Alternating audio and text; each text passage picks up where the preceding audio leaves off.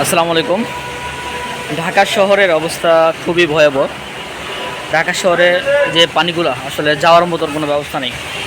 বর্তমান সরকার তিনি ব্যবস্থা নিচ্ছেন, তবে কি ব্যবস্থা নিচ্ছেন আমি জানি না। হাজার হাজার কোটি টাকা এর আগে সরকার দুর্নীতি করছে। বর্তমান সরকার যদি পদক্ষেপ নেয় যে টাকার কথা চিন্তা না করে, জনগণের কথা চিন্তা করে এই ড্রেনের কাজগুলা যদি ঠিকমতো করে, তাহলে জনগণের ভোগান্তিটা অনেকটা কমে যাবে। আমি যতটুকু বুঝতে পারলাম যে আসলে এই ড্রেনের কাজ যারা করে তাদের মধ্যে অনেকটাই দুর্নীতি আছে, কারণ তারা একটা একটা জায়গা সমস্যা রেখে দেয় যাতে করে আবার পরবর্তীতে বাজারের সময় কাজ পাওয়া যায়। এগুলোই করে মূলত। তো তারেক রহমান অত্যন্ত ভালো মানুষ, তিনি যেটা দেখেন সেটা সাথে সাথে সেটা সমাধান করেন।